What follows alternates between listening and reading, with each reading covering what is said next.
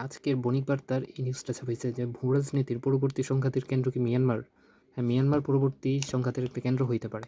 এর একটা জোর সম্ভাবনা আছে। কারণ এই মুহূর্তে মিয়ানমারে হইছে বা বঙ্গোপসাগরটা এমন একটা পয়েন্ট যেখান দিয়ে হইছে যে চীনে ইজিলি ঢোকা যেতে পারে।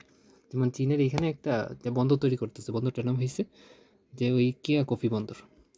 এই বন্দরটা আবার একটা গভীর সমুদ্র বন্দর যেখানে বড় বড় জাহাজ আসতে পারবে। যেখানে চীন তাদের যে প্রয়োজনীয় তেল আছে বা গ্যাস আছে যেটা যদি মধ্যপ্রাচ্য থেকে আমদানি করে এটা সরাসরি এখানে নিয়ে আসতে পারবে। কিন্তু চীন যদি অন্য পাশ দিয়ে নিয়ে যায় যেখানে ভারতের আন্দামান নিকোবর দ্বীপপুঞ্জ আছে, এই সাইটগুলা পাস করা খুবই একটা কঠিন কাজ, আবার খরচও বেশি। কিন্তু এই কিয়াকফি বন্দরে যদি তারা জাহাজ নিয়ে যাইতে চায় এদিকে খুব ইজিলি তারা পার হইতে পারবে এবং মিয়ানমার হয়েছে যে খুব কাছেও হবে চীন থেকে। আর এখানে দেখেন যে লেখছে যে দক্ষিণ ও দক্ষিণ পূর্ব এশিয়ার গেটওয়ে হিসাবে পরিচিত দেশটির গৃহযুদ্ধ শুধু আভ্যন্তরীণ সংকট নয়, বরং তা ক্রমেই ইন্দো প্যাসিফিক ভূরাজনীতিতে স্পর্শকাতর অক্ষ হয়ে উঠছে। বিশেষ করে রাখাইন রাজ্য এবং সেখানে চীনের নির্মিত কিয়াকফি ডিপ সিপোর্ট, যেটা গভীর সমুদ্র বন্দর সমীকরণকে নতুন মাত্রা দিয়েছে। তো বেইজিংয়ের জন্য কিয়াকফি শুধু একটা বন্দর না, বরং মালাক্কা প্রণালীর যে একটা নির্ভরতা আছে, যে মালাক্কা প্রণালীর আশেপাশে আবার আমেরিকান ঘাঁটি আছে।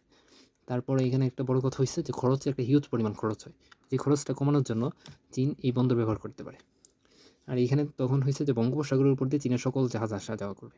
একই সঙ্গে এটি চীনের নৌ শক্তির জন্য একটা লজিস্টিক হাব হইতেছে, যে মিয়ানমারে চীন চাইলে একটা নৌঘাটি তৈরি করতে পারবে। কারণ মিয়ানমারে অনেকে ধারণা করে যে মিয়ানমারে কোনো একটা বন্দরে চীনের নৌঘাটিও আছে। অন্যদিকে যুক্তরাষ্ট্র তার মিত্ররা এই কিয়াকফি বন্দরকে যেন চীন ব্যবহার করতে না পারে এই জন্য এই অঞ্চলে তারা ব্যাপক লবিং চালাইতেছে। আগে তো বিষয়টা এরকম ছিল যে বাইডেন থাকতে তারা চাইছিল যে ওইখানে রেজিম চেঞ্জ করার জন্য, কিন্তু এখন ট্রাম্প বলতেছে যে টেজিম চেঞ্জ না, এখন ডাইরেক্ট হয়েছে যে হয় আমার সাথে চুক্তি করবা অথবা আমি তোমাকে তুলে নিয়ে আসবো।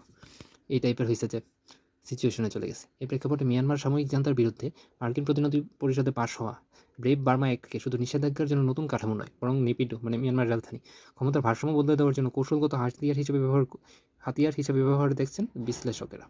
সব মিলিয়ে দেশটা এমন একটা পরিস্থিতিতে পড়ছে যে এখানে একটা বড় ধরনের সংঘাত লাগতে পারে।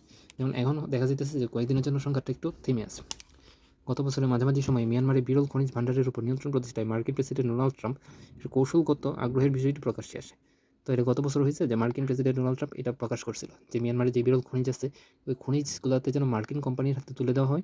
এই জন্য হয়েছে যে ট্রাম্পের যে নিযুক্ত মার্কিন রাষ্ট্রদূত আছে মিয়ানমারে, সে হয়েছে যে জান্তার সাথে কথা বলছে। কিন্তু জান্তা এই ব্যাপারে হয়েছে যে এবার চীনের সাথে কথা বললে চীন দিতে রাজি না। তো এইখানে হয়েছে যে এখন মিয়ানমার ধরার একটা ইয়াতে আছে। তারপর ওইদিকে দেখা গেছে যে জাপান থেকে তারা আবার সেনা নিয়ে গেছে ইরানে। মার্কিন যুক্তরাষ্ট্র আসলে কী করতে চাইতো সেটা বোঝা যাইতেছে না। আমরা যেটা চিন্তা করতে পারতেছি না ওইটাই হইতে পারে মার্কিন যুক্তরাষ্ট্র চিন্তা করে রাখছে এবং করে দেখাইতে পারে।